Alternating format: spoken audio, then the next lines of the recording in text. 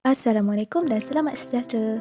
Kami dari kumpulan 5 yang dianggotai oleh Amira Badrisha, Nurul Aini, Nur Ain Syafiqah dan Nurul Akilah akan membincangkan praktis sumatif 7 soalan 7. Tapi sebelum tu, kita nak imbas kembali apa yang telah dipelajari di bab 7 ini. Respirasi sel. Respirasi sel merupakan proses pengoksidaan glukosa bagi membebaskan tenaga. Respirasi sel terbahagi kepada 3 jenis, iaitu respirasi aerob, respirasi anaerob dan fermentasi. Glukosa merupakan substrat utama dalam respirasi sel. Macam mana agak-agaknya kita memperoleh glukosa ya? Bagi manusia dan haiwan, glukosa diperolehi melalui proses pencernaan, manakala tumbuhan hijau pula melalui proses fotosintesis. Bagaimana tenaga dihasilkan? Tenaga kimia yang terdapat di dalam glukosa dibebaskan untuk hasilkan tenaga yang diperlukan oleh sel. Dalam manusia dan haiwan, glukosa diperolehi melalui proses pencernaan karbohidrat. Manakala dalam tumbuhan hijau pula, tenaga diperangkap oleh klorofil semasa proses fotosintesis bagi menghasilkan glukosa. Seperti yang dapat dilihat, karbohidrat yang mengandungi glukosa akan melalui proses glikolisis yang bermaksud penguraian glukosa oleh enzim di sitoplasma. Glukosa diuraikan menjadi 2 molekul piruvat. Selepas itu, piruvat akan mengalami pengoksidaan glukosa yang berlaku di mitokondria jika adanya kehadiran oksigen dan menjalankan respirasi aerob. Tetapi sebaliknya, jika tiada oksigen atau oksigen terhad, badan akan menjalankan respirasi anaerob ataupun fermentasi. Manakala fermentasi pula terbahagi kepada 2, iaitu fermentasi alkohol dan fermentasi asid laktik. Respirasi aerob merupakan proses pengoksidaan lengkap glukosa dengan kehadiran oksigen dan menghasilkan karbon dioksida, air dan tenaga. Proses respirasi aerob bermula dengan proses glikolisis. Glikolisis bermaksud penguraian glukosa oleh enzim. Proses ini berlaku dalam sitoplasma.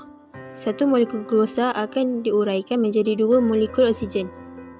Peringkat seterusnya berlaku dalam mitokondrion. Oksigen yang terhasil dalam proses glikolisis dioksidakan melalui satu siri tindak balas untuk menghasilkan karbon dioksida, air dan tenaga.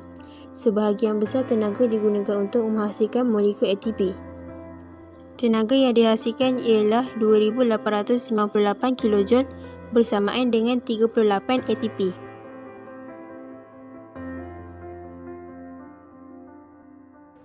Fermentasi.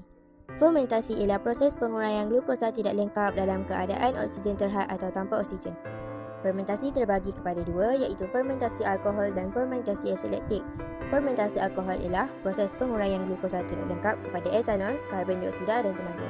Contoh, yeast. Etanol digunakan dalam perbuatan bir dan whey. Tumbuhan, pokok padi yang tumbuh di kawasan berair yang kekurangan oksigen. Fermentasi asid laktik pula ialah proses penguraian glukosa kepada asid laktik dan tenaga. Contoh, Lactobacillus. Bakteria Lactobacillus menjalankan fermentasi susu untuk menghasilkan daging. Sel otot manusia. Otot berada dalam keadaan kekurangan oksigen dan dikatakan mengalami hutang oksigen.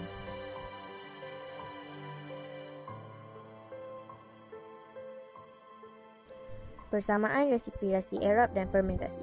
Pertama, kedua-dua proses bermula dengan glikolisis apabila glukosa ditukarkan kepada piruvat. Kedua, proses penguraian glukosa dan penukaran kepada tenaga kimia. Ketiga, proses bermula di sitoplasma.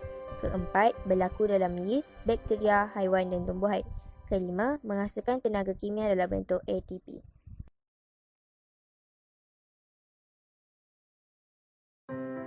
Perbezaan respirasi aerob dan fermentasi. Respirasi aerob merupakan proses penguraian glukosa secara lengkap dengan kehadiran oksigen. Manakala fermentasi adalah proses penguraian glukosa secara tidak lengkap tanpa kehadiran oksigen atau dalam keadaan oksigen terhad. Respirasi aerob berlaku di sitoplasma dan mitokondria, manakala fermentasi berlaku di sitoplasma. Respirasi aerob menghasilkan air manakala fermentasi tidak. Hasil respirasi aerob adalah karbon dioksida dan air, manakala hasil fermentasi adalah etanol dan karbon dioksida atau asid laktik. Respirasi aerob menghasilkan 2898 kJ tenaga, manakala fermentasi alkohol menghasilkan 210 kJ tenaga dan fermentasi asid laktik menghasilkan 150 kJ tenaga.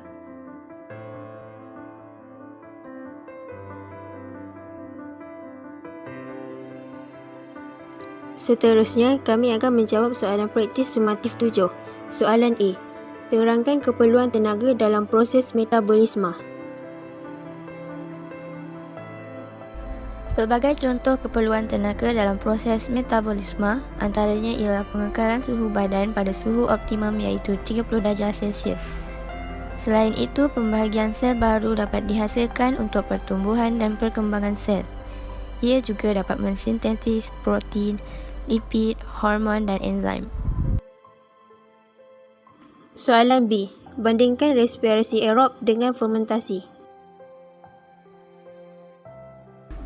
Respirasi aerob melakukan proses pengoksidaan glukosa dengan kehadiran oksigen secara lengkap, manakala fermentasi melakukan proses pengoksidaan glukosa tanpa kehadiran oksigen atau oksigen terhad secara tidak lengkap.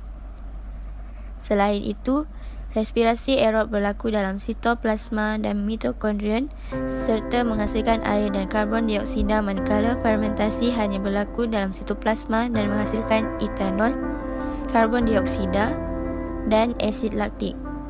Respirasi aerob menghasilkan banyak tenaga, manakala fermentasi menghasilkan tenaga yang sedikit. Soalan C. Mikroorganisma seperti yeast dan bakteria biasanya memainkan peranan penting dalam proses fermentasi untuk menghasilkan makanan. Terangkan mengapa daging menjadi rosak sekiranya tidak disimpan dalam peti sejuk. Bakteria seperti Lactobacillus dan Streptococcus mengoksidakan gula dalam susu iaitu laktosa menjadi asid laktik yang mengentalkan susu tersebut. Bakteria yang sangat aktif pada suhu bilik akan menyebabkan dadih rosak.